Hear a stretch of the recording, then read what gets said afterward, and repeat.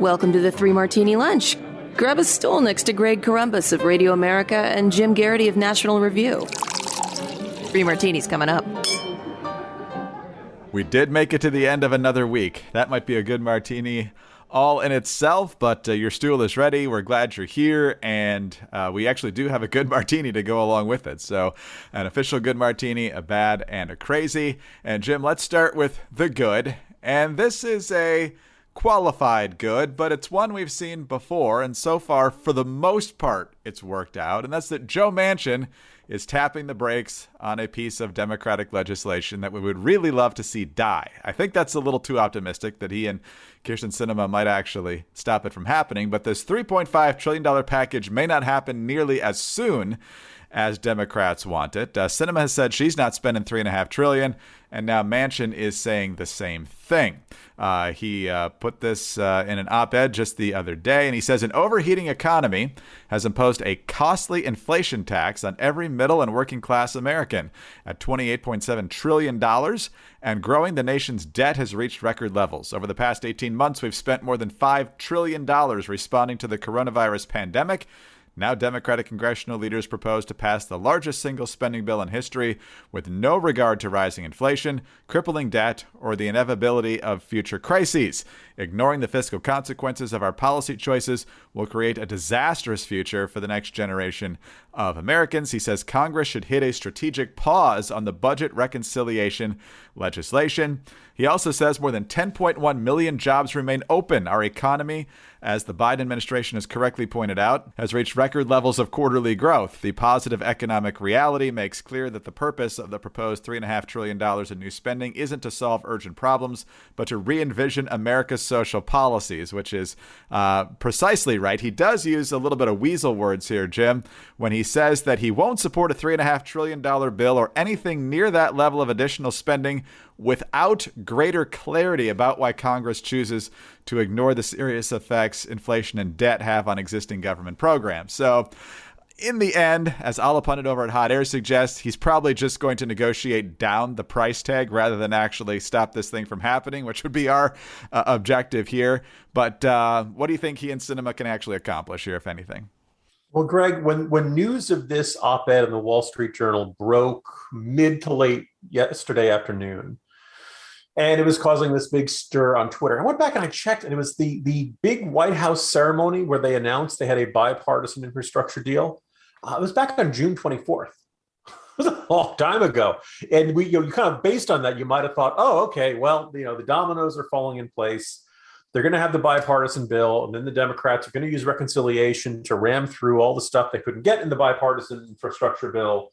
And this is how, the Republicans are going to get rolled. We're going to have this giant spending. And here it is, September 3rd, and it hasn't happened. And it's still pretty, the process of getting this done is not looking any simpler for the Democrats. Now, again, I think the interpretation is right, that Manchin is saying, I don't want to do 3.5 trillion, but he's open to some other smaller number. But I think, as you observed sharply, the comments about inflation is not going to go away in a month. I just don't think that. I think to get people not worried about inflation, you would need several months of good numbers. I think people are freaked out about it sufficiently where they're just not going to, 1 month of good numbers is not going to make this disappear as a concern. I mean, Americans are noticing this. You notice people saying, God, you hear about how much you're paying for groceries and stuff like that. People who are Democrats are noticing this phenomenon. And whether or not they blame Biden and all that kind of stuff, none of that makes them, they may still support the spending bill, but I think it makes Manchin's argument stronger. The Democrats can't say, oh, come on, Manchin, nobody's really worried about this anymore. So I think the number's going to be coming down. And I've heard, through the grapevine, some people expecting Democrats, some Democratic consultants, I guess, are basically saying they think that 3.5 number is going to come down no bigger than 2.7 trillion. No bigger, 2.7 trillion, small amount. Yeah. In other words, I consider how this all started with 6.5 trillion or stuff like that. The momentum is still on the side of shrinking it, which is marginally good news for those of us who are fiscal conservatives. And I think it's a good, interesting. And the other thing also is that we keep, I guess, if you read Democratic blogs and they just kind of figure at some point Manchin and Sinema are going to surrender. that at some point, if they just have enough pressure, they just do enough rallies, enough protests or something like that, then at some point they're going to change their minds. And clearly that's not happening. And this isn't really one of our martinis, but I just want to observe this number of polls coming out showing Biden's numbers cratering in the aftermath of Afghanistan. He started out nice and high, as almost all new presidents do. It was around 50-50 or 50% of job approval a couple months ago. And now it's in the mid 40s, and in some cases, 43%, 44%. That's not going to intimidate Joe Manchin. That's not going to intimidate Kirsten Sinema. So my guess is this is, the number is going to come down maybe dramatically. And that's, pretty good considering the state of affairs for fiscal conservatives. Jim, it's amazing to watch the calm, rational approach from the left on Twitter to things they don't like the Texas law not being stopped by the Supreme Court, that the pro-lifers are worse than the Taliban, which we talked about yesterday, and that sort of thing. And then there was, I've never even heard of this organization, but a lot of people were retweeting it yesterday, the Sunshine Foundation responding to Manchin's editorial, abolish the Senate. Yeah, As somebody observed, when you sound like a Star Wars villain, it's generally a sign you've lost the argument.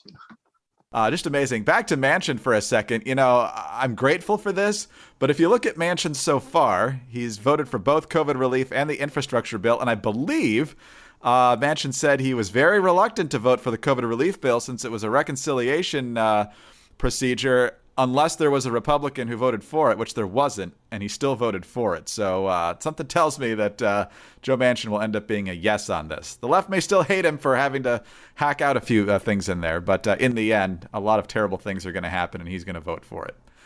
Again, that's the good martinis. It's been a rebuilding month for good martinis. So anytime we get something a little bit good, we feel, got to celebrate it, got to salute it. Well, another thing we can celebrate, Jim, is the fact that we've got a brand new sponsor on the 3 Martini Lunch. And as we look at Democrats trying to, jack up taxes and jack up federal spending through this ridiculously priced legislation, it makes us shudder. But if you're a small business owner, a startup, freelancer, entrepreneur, do you know the number one way to avoid unfair bank fees? Because that grinds your gears too. You're paying stuff you shouldn't have to, and it just hurts your bottom line. You could close your account, or you could open a new NOVO free business banking account. NOVO is the #1 business banking app because it's built from the ground up to be powerfully simple and free business banking that Money Magazine called the best business checking account of 2021. And the year's not even over. They've already won that award. With NOVO, there are no minimum balances, no transaction limits, and no hidden fees. You can sign up for free in less than 10 minutes at banknovo.com/martini. Then they'll mail you a NOVO debit card and you get free ATM use. Man, wouldn't that be handy? Every time you get that, hit those fees of, $2, $3, sometimes even $3.50. NOVO makes banking easy and secure, and you can manage your account in NOVO's customizable web, Android, or iOS apps with built-in profit-first accounting and invoicing. Plus, you can tag each transaction and upload the receipts. And look, it gives you a lot more than that, too. It seamlessly integrates with most leading business tools and services like Stripe or Shopify, QuickBooks, and more for free. Plus, NOVO offers more than $5,000 in perks and discounts just for signing up. So get your free business banking account in just 10 minutes at banknovo.com/martini. Go to banknovo.com/martini to sign up for free right now and get a free copy of NOVO's Small Business Starter Guide. banknovo.com/martini. Glad to have him on board. All right, Jim, if you are a business, chances are you're looking to hire, but for some reason, Jim, we're not seeing a lot of new hires, at least in the month of August. Those numbers from the Labor Department out on Friday. And despite so many employers begging for people to come work, 235,000 positions created in the month of August, but the expectation was 720,000 new hires, so nearly off by 500,000 jobs in the wrong direction. The unemployment rate dropped to 5.2% from 5.4%, which was in line with estimates. The labor participation rate is at 61.7%, which is still crushingly low. So, Jim, looking at CNBC and some of these other places, they're chalking it up mainly to the Delta variant, and that's disrupting the economic comeback here. you still got inflation, you still got unemployment benefits that might be more attractive than actually going to work every day. So how do we interpret this? Well, one of the things somebody pointed out is the industries that involved a lot of face-to-face interpersonal interactions. Those were the ones that saw the most disappointing numbers. They also point out the number of diners who've been seated at restaurants is down 9% in the week that ended September 2nd compared to the same week in 2019. So the number of people eating out is gradually slowing, and that's not necessarily good. One of the things that makes this really, what's surprising and also I think, kind of strikes out as maybe a bigger headache for the administration than otherwise would be is that, the administration clearly was expecting some better news from this. I think it's safe to say. The Wednesday this week, the Hill reported, quote, "The White House is trying to move past the chaotic and deadly U.S. withdrawal from Afghanistan by turning its attention to domestic priorities like President Biden's economic agenda. President Biden's allies think the public's attention could shift back to domestic issues as soon as the end of the week, when the August jobs numbers from the Labor Department will offer a more fulsome picture of how the economic recovery has held up amid the surge of the Delta variant." Well, these were not... Don't worry about Afghanistan. We'll have good job numbers on Friday to distract everyone. Well, it didn't really shake out that way. These are not, the unemployment rate itself going down is good, but missing is pretty bad. They revised up some previous months. I guess that's, a good sign, but it's safe to say, I think most Americans expected to be in a post-pandemic status and in a post-pandemic economy. And there was so much pent-up demand over the course of 2020. People really thought that 2021, the economy would be revving like the engine of a Ferrari Testarossa, whatever metaphor you want to use right there, just a really terrific economy.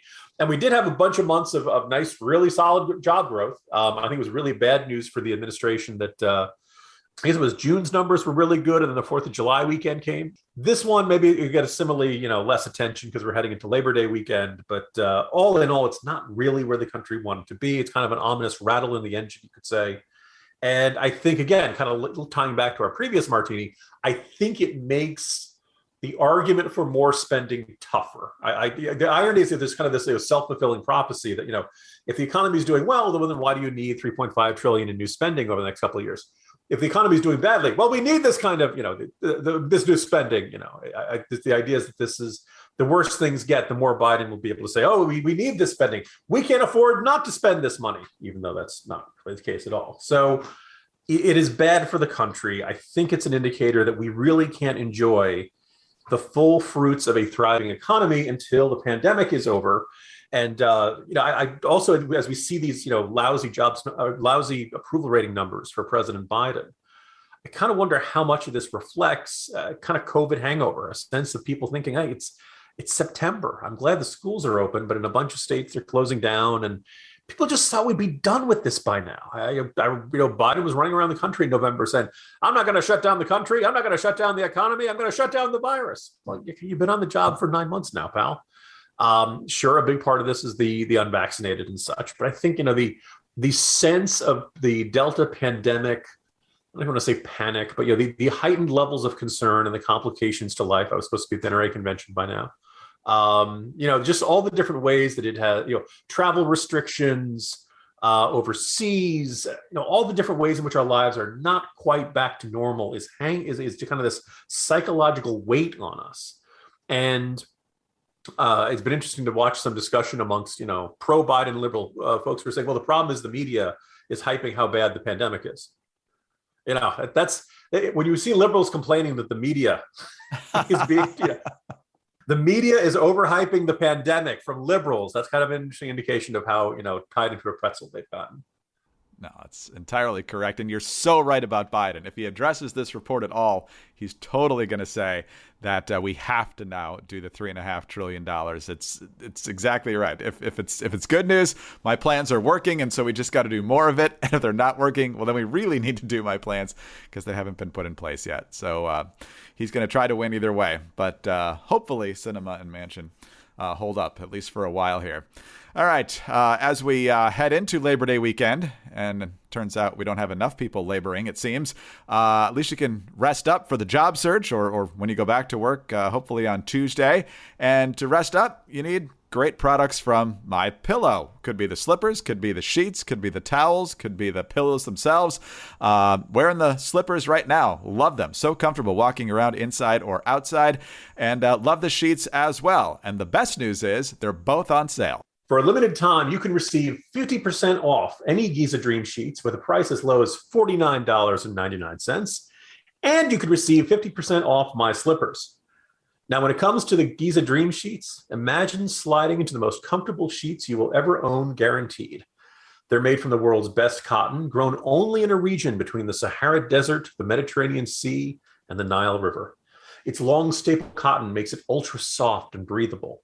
These sheets are available in a variety of colors and sizes. They're machine washable, and they have a 60 money-back guarantee and a 1-year limited warranty. Before you slip into those Giza Dream Sheets, slip out of your slippers, which took 2 years to develop. They're designed to wear indoors, outdoors, all day long. They have MyPillow foam and impact gel to prevent fatigue, and they are made with quality leather suede. And now for a limited time, you can save 50% on all Giza Dream Sheets and My Slippers. Go to MyPillow.com, click on the Radio Listeners Square, and use the promo code Martini at checkout. Or call 800-874-0104. You'll also find deep discounts on all MyPillow products, including the MyPillow mattress topper, the MyPillow towel sets, and so much more. Do not miss this sale of the year. That's MyPillow.com, promo code Martini, or call 800-874-0104. Sleep better with MyPillow.com. All right, Jim, we've talked a lot about COVID policy here in the United States. What's too much, vaccine passports, what's appropriate. But for those who haven't noticed what's going on down under, things are getting crazy. I mean, the Prime Minister of New Zealand, for example, Jacinda Ardern, locked down the country over one COVID case. The entire country, she went back to DEFCON, whatever. Everybody had to stay in their house over one case. And Australia has been pretty much the same. People are actually, getting tackled by police if they're outside for not a quote unquote good reason. And now there's even more concern there about freedom. And it's so much that even the Atlantic is talking about it. An article by Connor Friedersdorf. Jim, there's a lot of different things here that are certainly alarming. But here's perhaps the worst part. The government of South Australia, one of the country's 6 states, developed and is now testing an app as Orwellian as any in the free world to enforce its quarantine rules. People in South Australia will be forced to download an app that combines facial recognition and geolocation. The state will text them at random times, and thereafter they will have 15 minutes to take a picture of their face in the location where they are supposed to be. Should they fail, the local police department will be sent to follow up in person. Quote, "We don't tell them how often or when on a random basis they have to reply within 15 minutes. Premier Stephen Marshall explained, "I think every South Australian should feel pretty proud that we are the national pilot for the home-based quarantine app." Jim, I don't even know what words to put into this, but Australia, is supposed to be kind of this, rebel, kind of free-spirited place. They've got a few hundred COVID cases, and they're treating it like a prison camp down there. It's just really absurd. I was going to say, Greg, didn't this used to be a prison colony? Were they all supposed to be outlaws and rebels and folks who didn't like playing by the rules? I mean, look, I'm not an expert on Australia, but I saw Crocodile Dundee in the sequel. They walk around with giant knives. They're not afraid of it. There are times where criticisms of public health officials and those who want to enact restrictions on the public, there are times they can be hyperbolic. There are times they can be over the top. There are times. I don't think that Anthony Fauci is a closet fascist. And I don't think that Rochelle Walensky, as much as I don't like her or disagree with her or have frustrations with her, I don't think she's secretly plotting to round people up and put them in camps or anything like that. But then you see the stuff in Australia, and you're like, whoa, okay, clearly some people are. Some people really do yearn to have some sort of grand neo-authoritarian impact on free societies, and that this is their chance. This is their chance to show people who's boss. And the other thing is, like, the degree to which they have social distancing rules in Australia And so watching cops run down and tackle the people who are violating social distancing. We need to protect you from getting close to other people. So we're going to tackle you and get on top of you. Now, the cops are wearing masks, but, while wrestling with the guy on the ground, there's always the chance the mask will come up. And I guess at that point, Greg, do the other cops have to tackle the other cops for taking his mask off? It is disturbing. It is unnerving. It is creepy and Orwellian and all of these adjectives that, one of the things, we've discussed Afghanistan a lot on this podcast the last couple of weeks. And today's Morning Jolt was all about how Americans are now just stopped paying attention. The national news media has stopped covering it. It's no longer, it's going to fade from the American consciousness really fast.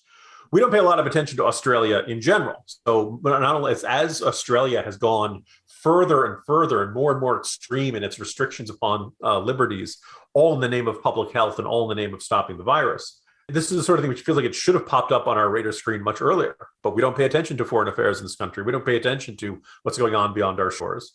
And the possibility that Australia is not North Korea. Australia is not China.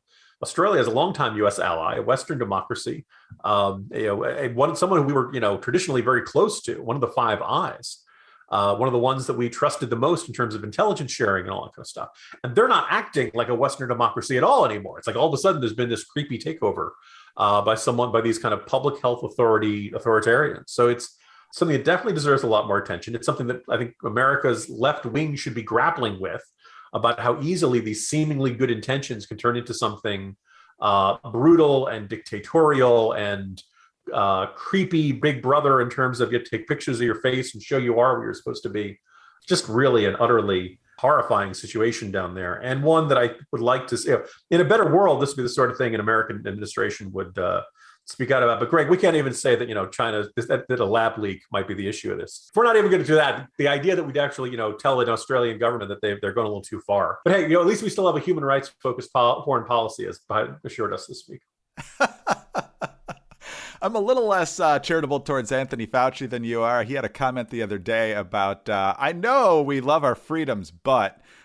so that's always makes you cringe. He has not suggested anything close to this, but I think ever since the whole you can protest this, meaning the George Floyd situation, but you can't protest lockdowns, politics-based approval for different things. I think he pretty much lost a lot of credibility there. But here's the thing.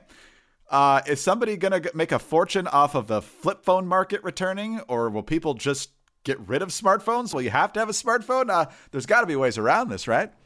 I'm remembering, I believe, like portions of The Matrix were filmed down in Australia. It was all about these, sinister agents who are monitoring everything you do and all that stuff. So, funny, everything turns out to be kind of prophetic in one form or another. Yeah, I mean, at that point, it's like, oh, leave your phone at home.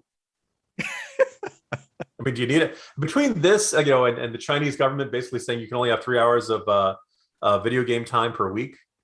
By the way, listeners to this podcast know that I think the Chinese Communist Party is probably like the single most dangerous force on earth. But Greg, I don't know about you as a parent. Maybe you've been a little rough on them. Maybe they got some good ideas there. Anyway.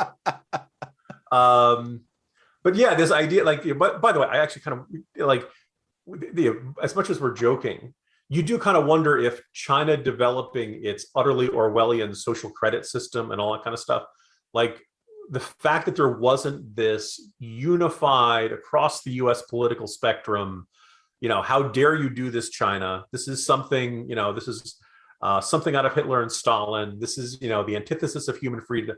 The fact that there wasn't helped enable this mentality of, the role of the government is to set up these incentives and these punishments, and this idea that if you do the things the government wants you to do, well, then what do they say in one of the public service announcements, Greg, that you're rewarded with additional freedoms, right? Not granted to you by a constitution or by God or anything like that. No. The government has chosen to give you this, but they can take it away anytime they like.